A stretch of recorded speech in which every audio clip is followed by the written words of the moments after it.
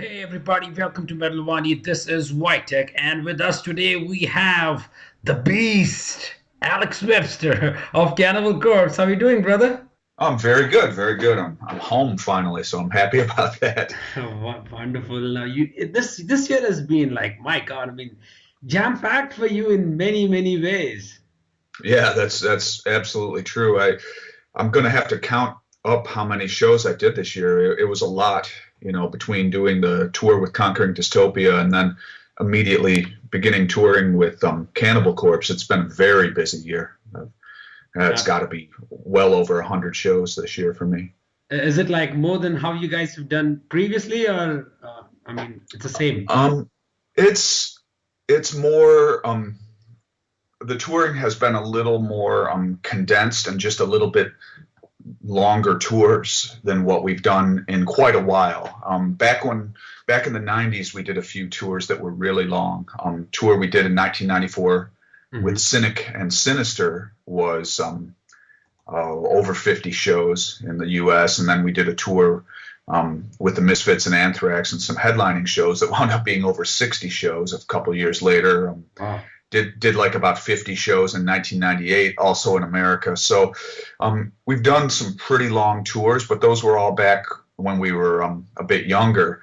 Right. We just finished up doing 45 shows in Europe, and that's a lot, to do on one tour for us anyway. We would kind of normally keep the touring to being more about 25, maybe 30 shows Right. for each tour. So going over there for 2 full months, that it really did feel a little bit longer than the average tour for us. And it's going to continue with Winter Tour coming up with Behemoth, Aeon, and Tribulation in January.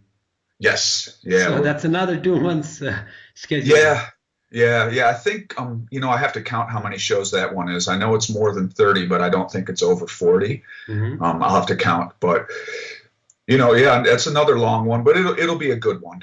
We're very excited about touring with all of those bands, and I think that's part of the key to being able to be out there on the road so long and to enjoy it is to be out there with bands where you like their music and you like them as people. And that's been the case with pretty much all the tours we've been doing. Absolutely. Like, yeah, the last one we just did with Eon and Revocation, those bands are a couple of my favorite bands and really cool guys. So even though it was a long tour, it went by faster than it would have if it was, bands that we didn't necessarily get along with or didn't like their music so much. Right. Now, since you and Behemoth both are, from the same label, so have you guys been on tour together before, or this is the first time? We've actually done a lot of shows with those guys. We did a tour in Europe with them in 2012, and then Mhm. we've also been part of larger festival tours with Festivals, them in the right. past. Yeah, we had done what was Sounds of the Underground in Hmm. 2006, I believe it was with Behemoth and a number of other bands, and then they were on Mayhem Fest with us in 2009, and we've done a handful of select shows with them elsewhere, and we often bump into them at festivals and things like that. So, Right. it's always great to play with those guys. That's cool. Now, even after more than close to 3 decades now, do you guys feel burnout when it comes to these tours, or is it like the confidence and that inspiration to continue is still there in you guys? It's still a lot of fun. Hmm. Um, and what you have to do is really it's all dependent on your attitude. Right. We knew, for example, on the last European tour, we knew it was a long tour. Hmm. So me and Pat, for example, we thought, okay, well, let's, and some of the other guys too, some of the road crew and Revocation guys were like, let's go, let's get the most out of this trip, so we would Hmm. try to find some time to walk around the area that we were playing. If there were any interesting historical landmarks or things like that to look at, we would go check those things out. So that just adds a little variety to your day if you can True. do it. Sometimes it's not possible to do things like that. You don't have the time or everything's way too far away. But, we try to do things like that to keep the day interesting. Because if you're just spending your whole day backstage, waiting for the show to play and, Right. that's the concert itself is the exciting part. It's the rest of the day that you have to kind of find things to do to occupy your time. That's True. the challenge, I think. Wonderful. So Now, we finally, Cannibal Corpse have a confirmed offer. I mean, I don't, I can't count the number of offers you've got, and then things didn't work out due to whatever reason. But finally, mhm. it's happened, and there must be a sense of excitement within the band that okay, you're heading to a particular country for the first time. Yeah, I'm very excited, and I know the other guys are too. It'll be our first trip to India, so we can't wait. We've heard a lot of good things from other bands that have been there, and then we've received a lot of, feedback throughout the years from fans in India asking us to come play. So I'm very happy it's finally going to be a reality next year. Absolutely. You're also visiting South Africa, like you mentioned earlier. Yes, yes, yeah. We're going to be going to South Africa the previous weekend, Hmm. and that's for a festival down there. And Hmm. then, we'll probably try and have a show in the middle somewhere, and then we'll come over to India and play. So it's going to be a very interesting trip for sure. But we've never been to South Africa before as well. So for a band that's been doing it for a long time and has Right. played all over the place, it's really exciting to be able to do something completely, to play somewhere completely different that we haven't played before. We can't wait. Sounds really good. Now, you've traveled almost everywhere, and sometimes due to logistics or whatever reason, if you're not able to travel to a particular country, you guys as a band must feel disappointed because since you guys aim to reach out to the wider audience. So as an artist, it must be a sense of disappointment when things actually don't shape up. Yeah, most of the time everything is fine. Hmm. There's if sometimes, I mean, we've had very few cancellations throughout our career, but there are times when show has to be canceled for whatever reason, and then also there's other countries that we can't play for, other reasons. For example, Yeah, there's some of the Russia. South. Well, Russia, that's a whole That was a lame complicated. reason, to be honest. Yeah, well, I mean, I don't know exactly. We don't know the entire. We only know what we've been told, basically. Right, So, right. we've already made a statement about that. But True. yeah, that whole situation was very disappointing, and hopefully someday down the road the situation will be better and we can go back because we have such a great time playing in Russia. But as far as other countries, like for example, we'd also be interested in playing in Singapore, playing in Malaysia, Hmm. but I think that our lyrical content might be a bit much Right. for some of the governments are very conservative. They are a little bit apprehensive about having bands like us play. They maybe don't know Right. our perspective on the music and how the fans find it to be a very positive thing. So I understand that, and hopefully in the future those kind of places will liberalize a little bit and let bands like us come play. That's true. You will not have a problem, when you play in Indonesia because the president of Indonesia is a metalhead. Do you know that? Yeah, yeah, I saw. It's. I think there's a picture of him floating around wearing a Napalm Death shirt or Yes, something. yes. So that's great, and we've actually played Indonesia before and Right. had a fantastic time there. But there are some of the neighboring countries that are a little more conservative, and we haven't been able to get there yet. But we'll keep asking. Absolutely. Now, always fans, I mean, when they see a first time, a band comes to India and they're going to unleash hell. So there must be certain surprises which band might have planned, for this particular gig, because this is a very special gig for you guys as a band. So any such surprises which fans are gonna, anticipate?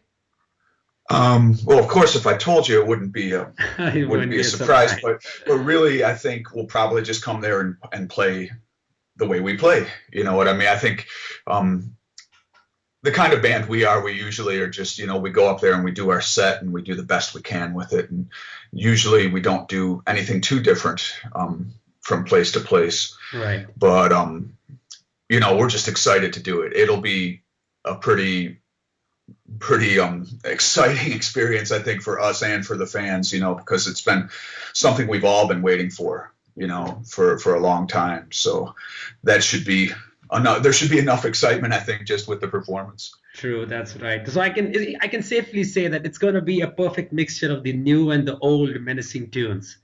Yes, yeah, that's normally what we do. So I suppose there's no surprise there, but we do try to cover our entire career. And of Right. course, that's become a little more difficult over the The number of years. albums keep increasing. Yes. Yeah. Yeah. For a long time, when we headlined, we would always have at least one song from every album.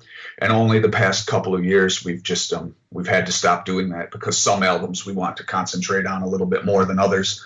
True. And with so many studio albums, if we really did one from each album, then we'd quickly fill up the set with Right. simply by doing that. So, for example, on the last tour, we covered The Bleeding a little bit more. You know, we did 3 songs from The Bleeding since this year has been the 20th anniversary of that Right. album.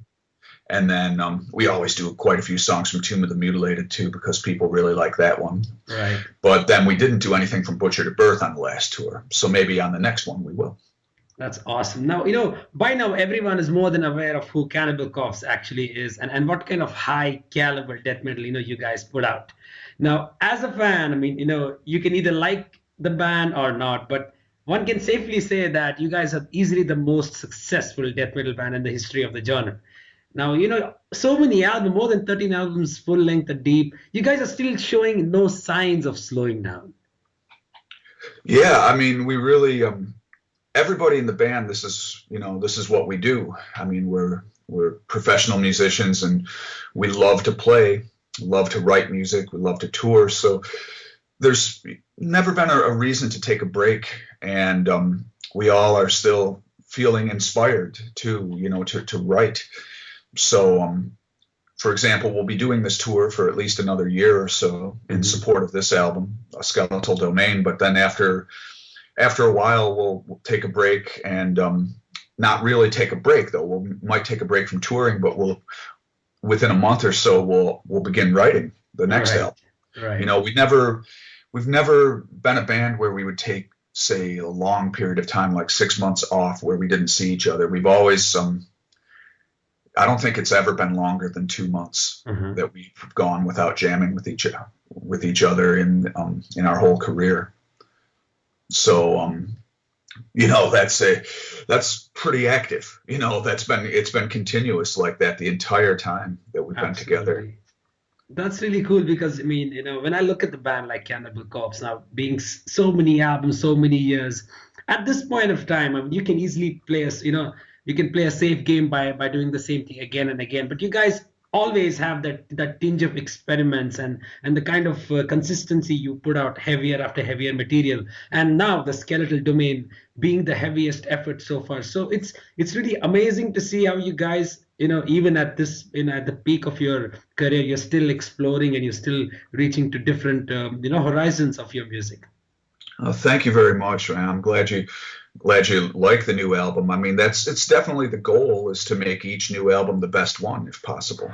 And I've said that in a few other interviews, so I probably sound like a broken record, but it's the truth. I mean, what else should you do, really? If you're going to make an album, you should try and make it the best one that you've done. Make the best songs and have the best performance, the best production. So, we really tried to do that with A Skeletal Domain, and I feel like it is, an album that we're very proud of. I'm really happy when I listen to it. I'm very pleased with the production. I think it fits the kind of music we've written for that album very well. And it's an album where every song, does have a little bit of something different to it from the one before it. I don't think it blurs together. I think it's an album that you can listen to from start to finish without getting bored or getting lost and forgetting which song you're listening to. Right, because when I listen to the album, I feel like the album has much more modern body built upon a very classic death metal chassis, which is a fantastic and an underused concept. Now, this is what you guys do, sticking to what you guys do best, but still continue to push the edge of modern death metal further and further into the abyss. Yeah. I mean, we're definitely trying to make great songs, songs that are also pushing a little bit in one way or the other. Something we'll try different things musically, different harmonies that we hadn't used before, maybe different rhythms or time signatures and different scales, whatever. We're always looking for new sounds that still fit within that same death metal genre.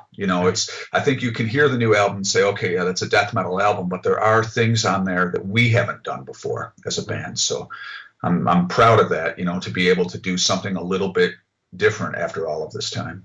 Absolutely. And then your bass lines on this album, I mean, words cannot describe it, Alex. Let me tell you that. Oh, thank you. Thank you. We tried to get a bass sound where you could hear it the entire time. So even if I wasn't playing anything much different from what the guitars were doing, you would still be able to hear it.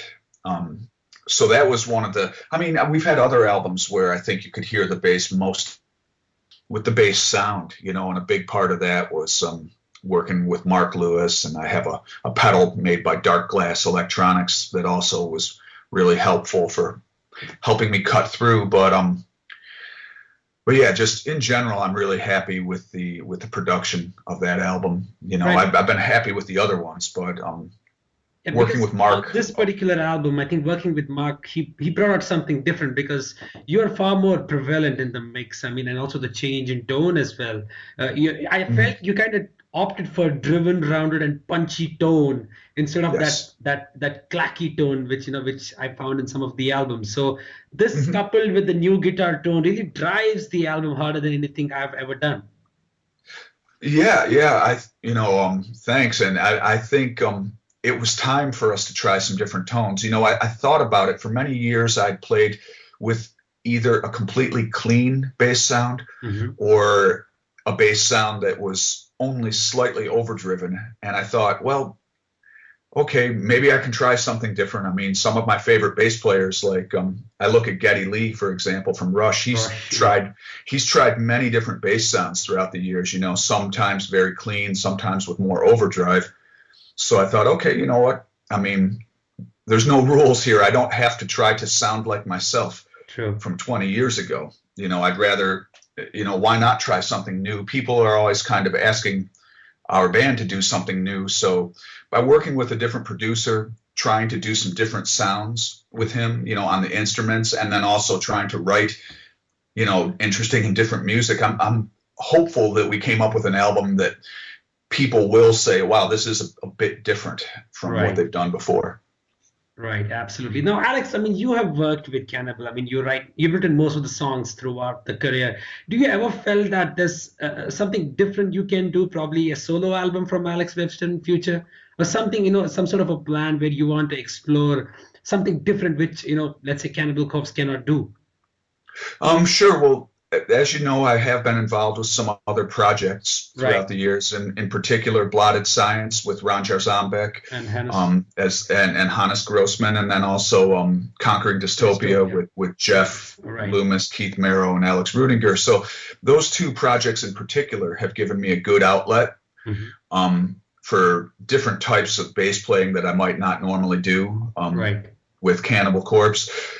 And then, I've done a few guest appearances too. I recently got to play on a song for Nader Sadek's project, which was a lot of fun. Yeah, that's a great song and a great bunch of musicians he had together for that. So that was also fun. But as far as doing a solo album or something like that, maybe. Yeah, I mean, right now I'm so busy with everything else, but I would love to do something where it was a really bass-centric thing. Right. Yeah. So sometime in the future, when I have more time, I would like to do that. Something which is beyond the horizons of Cannibal Corpse, Conquering Dystopia, and even Blotted Science.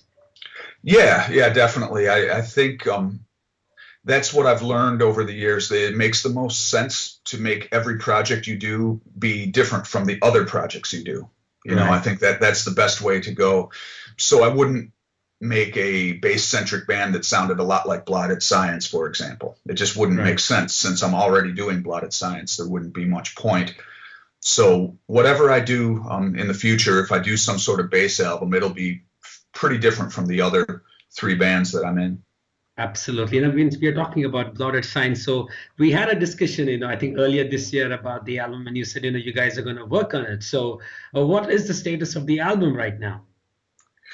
I'm actually in the process of getting the bass tracks recorded, and I'm learning on and learning the first song and working on those parts. I'll probably be doing that later this afternoon, actually. So hopefully I'll get, a few of the songs recorded before the Behemoth tour. And then when that tour's done, I'll try and work for another week or two. I'm basically going to try to record songs whenever I'm home from tour. And then hopefully we'll have something to release by the end of next year. Wow. So that's kind of official that 2015 towards the end, the album will be out. We're hopeful. I mean, we're not on a fixed schedule because we're not on a label really. Right. I mean, it's Eclectic Electric is Ron's label. So, we can put it out whenever we want to.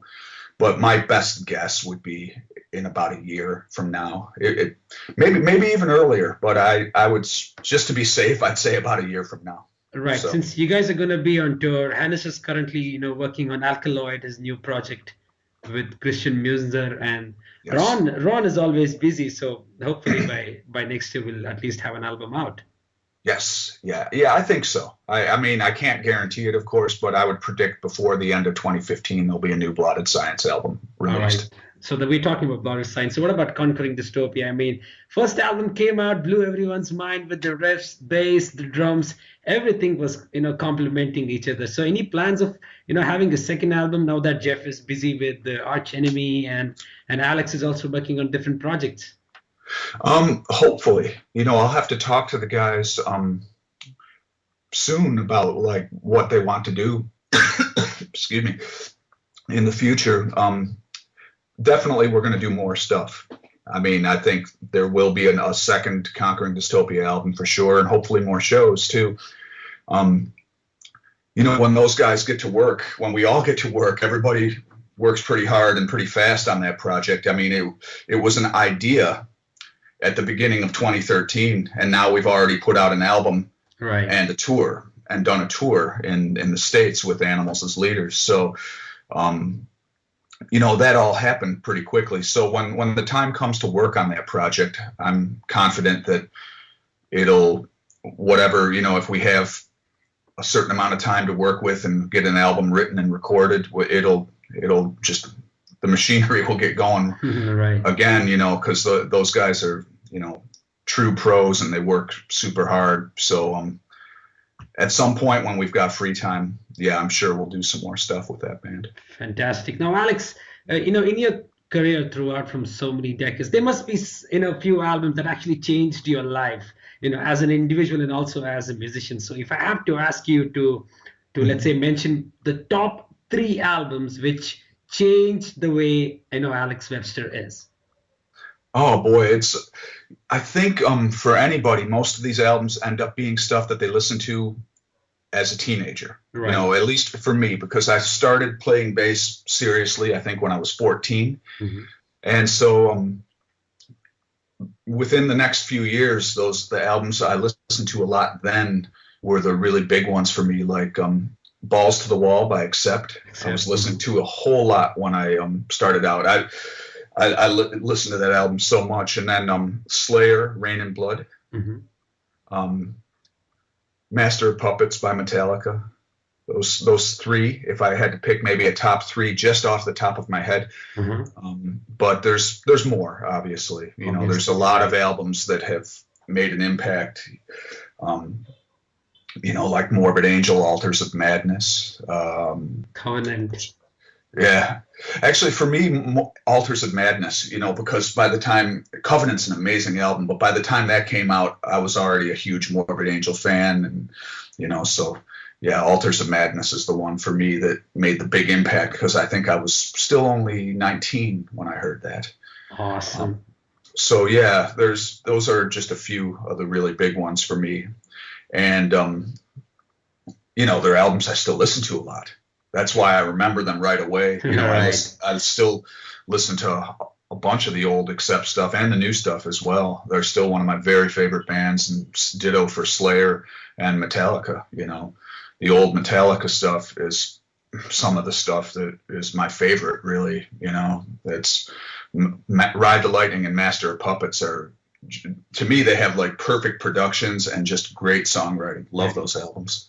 Absolutely. Now, you and Cannibal Corpse and Obituary definitely raised the bar when we talk about Florida death metal scene. So, all fans always wanted to see you guys together on a let's say on a European tour or on a States tour. So, is it going to happen anytime? Because now even the Obituary is out with Inked in Blood, and Cannibal also released in September. So, any such plans of touring with with your folks at Obituary?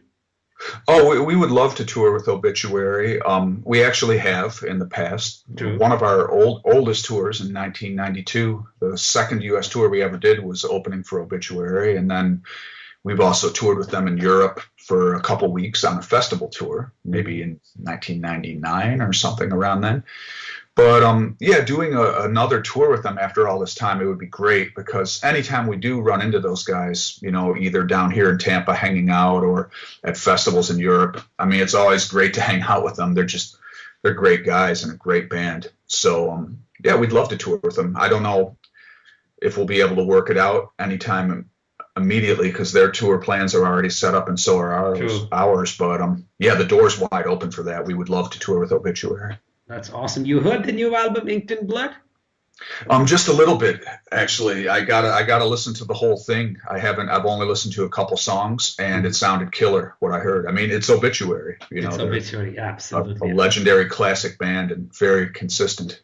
Absolutely, Alex. Now, Alex, we all go through the stuff which blabbermouth posts. So I was just recently going through an article where the Slipknot guitarist Jim Root said that those guys never made any money from albums they sold. And even though when you look at a band like Slipknot they sold around 150,000 copies of their new album in the first week. And even the previous album was somewhere around 280,000 copies. So even after selling so many copies, is it such, the industry in such a worse condition where even after selling so many copies, the band is not able to make any money out of it? I mean, for us, we've made some money from selling albums. Yeah. I mean, every band's contract is going to be different, I guess. Mm-hmm. Our contract, I mean, the one thing I should say is that if you're in a band, everybody gets paid before you do. Right. The band is the last people to get paid. Right. So, the record label, the distributors take their, like the record store takes their cut, and then the distributor takes their cut, the record label takes their cut, management, all these other people, and then eventually the band will get paid. So it does take longer. The other thing too is a lot of bands get huge advances to make videos and things like that, and they think that the record label's giving them money, but those are actually what we call their recoupable expenses. Right. So let's say the record label gives you $50,000 to make some big video. Mm-hmm. Well, then you have to make that would have been the $50,000 that you might have eventually gotten by selling a ton of albums. Mm-hmm. You won't get that until you've paid the record label back. Right. Until they've recouped what they spent on you. Mm-hmm. So I think a lot of the really big bands, they get record labels that are spending a lot of money on them, and they don't realize that they have to pay that back. And that's why they maybe don't make so much money on their albums. It's because they've spent so much money. The record label spent so much money that they have to recoup. And I don't know if that's the case with what this guy from Slipknot was talking about, but that's definitely been the case with other bands. I've heard stories about them getting so much money in advance, and then they never end up recouping it all. They don't sell enough albums to offset the expenses. Right, but looking at the current trend, I mean, a band like an Exodus selling 8,000 albums, which actually was much better than their previous album. And then you have a band like Slipknot, or let's say Foo Fighters, having more than 200,000 copies and still not making money. It's a bit complicated. I mean, as a layman, I would say that. Yeah, me too. Actually, like I don't understand what's happening there, and all I can say is my best guess, having done this for some time and hearing people in the industry talk about it, my best guess would be that these bands that are having these kind of problems are they have a lot of expenses that they need to recoup, and they might not have a particularly good contract. So sometimes, a smaller band, if you're a smaller band but you keep a close eye on where all the money is going, and who's spending money on what, like maybe a record label will say, hey, do you want $10,000 to do this video? And you could say, well, why don't we know a guy who could do a great video for $3,000? Let's just do that. Then that's $7,000 less that you have to recoup later. Right. You know what I'm saying? So I think, bigger bands have end up having more expenses. That's probably what it is, and then the smaller bands, bands that are more mid-level, or a band like us or Exodus, we're big in our field, but compared to the bands that you hear on the radio, we are pretty small. But we've made some money selling our albums. Definitely more of it comes from touring and selling merchandise, but we do make some money from album sales, definitely. Absolutely. So, Alex, is rock dead, according to Gene Simmons? Oh, no. I don't know. I haven't seen that article.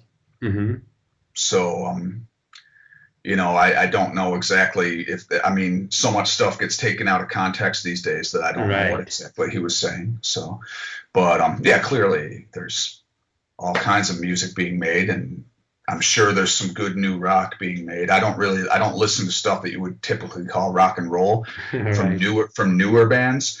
I listen most of the newer metal, music I listen to that's guitar oriented. It's going to be metal, not rock and roll. Right. But I'm sure that there's good new rock bands out there. It's really, that kind of thing. Yeah, it's open to opinion. Who knows? Absolutely. Alex, are you aware who's going to, co-headline you at CultFest in April? Is it Killswitch Engage? No, it's Suicide Silence. Oh, okay, great. Yeah, they're good friends of ours. Right, so we had to choose between Killswitch and Suicide, and Killswitch was a bit costly because we had to look at the logistics in a different way. But we thought, a combination of the Florida death metal and then we have some Suicide Silence deathcore would be great. Yeah. Well, we're great friends with Suicide Silence guys, and we're friends with Killswitch as well. So either one would have been great. But Suicide Silence are bunch of great guys. We just did Mayhem Fest with them this past summer, so that'll be a lot of fun to be playing with those guys on a day that we were already going to be having a ton of fun because it's our first time in India. So can't wait, man. That'll be great. Absolutely fantastic. Alex, I had a great time with you. Always it's been a case whenever we have a chat, it's always an honor seeing you. Oh, likewise. It's great to talk to you, and I'm looking forward to meeting you in person soon. Absolutely. I'll meet you at the gig, and we can have a beer together. Sounds great, man. Fantastic, Alex. Thanks once again. You have a wonderful day ahead, and I definitely look forward to see you guys in April. Awesome, man. Thanks. You have a great day, too. Take care, man.